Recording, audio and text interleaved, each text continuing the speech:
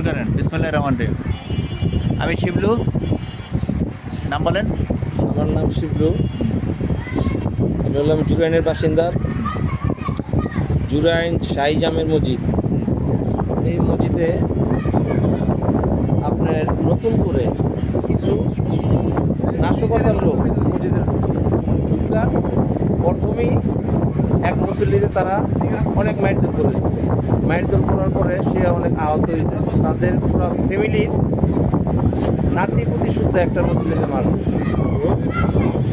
মারার উদ্দেশ্য একটাই, সে সেজদায় গেছে, তার পাও লাগলো কেন? লম্বা লোক হইলে মনে করেন সেজদায় পাও লাগতেই পারে। অনেক সময় অনেকজনে ধাক্কাও লাগে। এতে নামাজের সময় একজনের ছাড় দেয়, কিন্তু তারা এটা ছাড় দেয় নাই। তারা অনেক মারধর করছে। মুসল্লি হিসাবে একটা মুসল্লি নামাজে এইভাবে মারলো, তো তারা কেউই কোনো কমিটির লোক প্রতিবাদ করলো না। এক নম্বর গেল এটা। দুই নম্বরে তাদেরই একজনের ভাই, ওই যারা মারধর করছে তাদেরই একজনের ভাই, তার নাম হলো পোকা। তার নাম হলো নুরামিন পোকা। সে তাকে ডাক্তার নামে দাবি করে। সে আয়ুর্বেদিক ডাক্তার, কিন্তু সে হলো একটা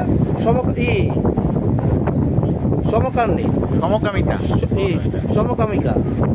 সে বিভিন্নভাবে মনে করেন হোমিও ডাক্তার তার নামে সে দেয়, দাবি করে। কিন্তু সে বিভিন্ন ধরনের ছেলে পাইলে, মানে পরিষ্কার কোনো ছেলে পাইলে তাদের এই পর্যন্ত সে মসজিদে একবার ধরা খাইছে। মসজিদে ইমাম সাহেবের রুমে তাই ধরা খাইছে। আমাদের এলাকার এই যুবক ছেলেরা হাতে নাতে ধরছে, দেখছে। এবং মহল্লার আশেপাশেও মনে করেন সে তার বাড়ি ঘরেও অনেকবার ধরা খাইছে।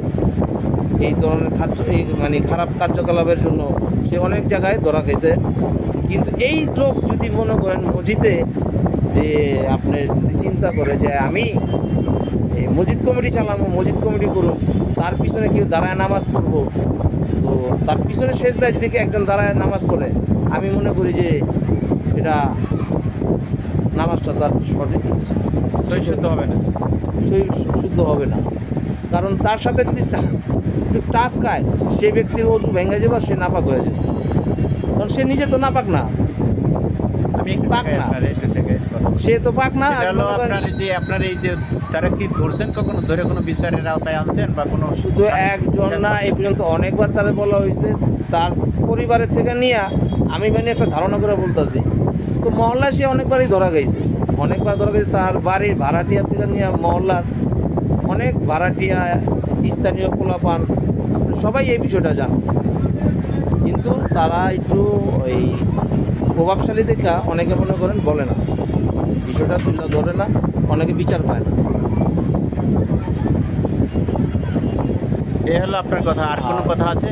আর কিছু কথা আছে এটা বলতে, এই জিনিসটা কতদিন করবো? এই রোজার মাস, তাই এটার ভিতরেও তারা মসজিদে একটা নির্যাতন করলো, একটা মসজিদে। এটার একটা সঠিক একটা অফার থেকে একটা বিচার চাইলাম। অফা জুরাইন শাহী জামের মসজিদে এসে একবার দেখুক তারা কি উন্নয়ন করতেছে, আর মুসলিমরা কেন মারলো, এটাও একবার আইসা তদন্ত করে যাবে। আর এই যে সমকামী, তার বিষয়টা একবার তদন্ত করে দেখুক, কোথায় দেখুক, সে কি করে। ধন্যবাদ আপনাকে, ধন্যবাদ শিবলু। আপনি অনেক কিছু বলেছেন। আমরা দ্বিতীয় আরও দুইজনের সাক্ষাৎকার নিয়ে তারপরে আমরা এটা